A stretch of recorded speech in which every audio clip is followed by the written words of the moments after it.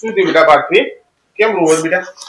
પપ્પા મને હવારે તાવ આવ્યો તો મારું હોમવર્ક હજી સુધી પૂરું નહીં થયું તો મમ્મી બહાર બધાના સામે મને બહાર જઈને મારવા લાગી અને જોર જોરથી બૂમો પાડવા લાગી તો બધા મને જોઈને હસતા હતા.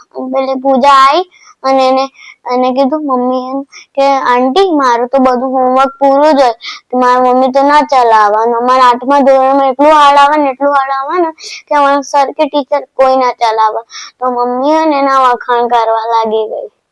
સારું વાંધો નહીં હું હમણાં તો બેટા તું બહાર જા તારા મમ્મી જોડે થોડી વાત કરવી છે ને હું તને બૂમ પાડું એટલે આવજે હો જા.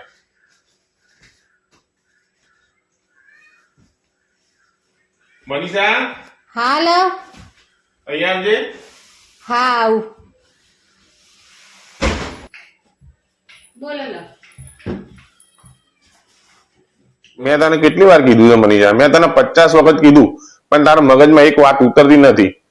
મેં તને કીધું તો કે છોકરાઓની કઈ બી ભૂલ હોય તો તારા ઘરમાં લાવીને એને બોલવાનું મારવાનું, બાકી બહાર બધા સામે એને બોલવાનું નહીં અને મારવાનું નહીં. આજુબાજુ વાળા જોઈ અને પછી હશે ઉપરથી મજા લે. બરોબર? પાર્થવી મને કહેતી હતી કે પપ્પા બધા મારા સામું જોઈને હસતા હતા અને કે પેલી પૂજાણી આવી અને પછી કે મમ્મીને ચડાવવા માંડી કે મારા તો કે મારા ઘરમાં જરાય આવું નહીં ચાલતું, મારા મમ્મી તો કે આ બધું ના ચલાવે. બરોબર? મારા તો ટીચર ને સર બી બહુ સ્ટ્રિક્ટ છે એટલે મારે તો હોમવર્ક હંમેશા કે પૂરું જોવાય.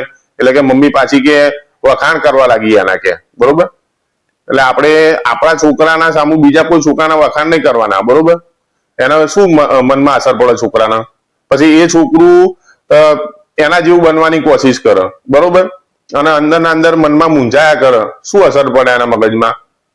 બસ લવ એને હોમવર્ક નહીં કર્યું એટલે મેં એને બોલી, એનો ટીચરનો ફોન આવે કે પાર્થવી હોમવર્ક કરીને નહીં લાવતી તો પછી મને ગુસ્સો આવે કે ના આવે? હા વાત સાચી તારી બધી, પણ આપણે મા બાપ થઈને જો એને નહીં સમજીએ બરોબર અને એના જોડે એવું વર્તન કરીશું આપણે તો પછી કોણ જઈને કહેશે? છોકરું અંદર ને અંદર મૂંઝાશે, કોઈને કહી બી નહીં શકે. સારું, મારથી ભૂલ થઈ ગઈ, અમે આંદાથી હું ધ્યાન રાખીશ. સારું વાંધો નહીં. હાય દોસ્તો, જય શ્રી રામ.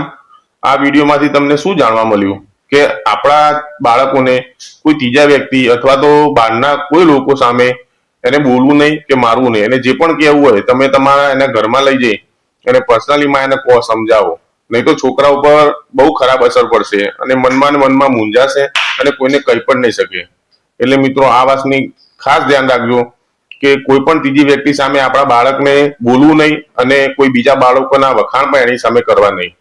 એકદમ સાચી વાત છે લવ તમારી. જય શ્રી રામ.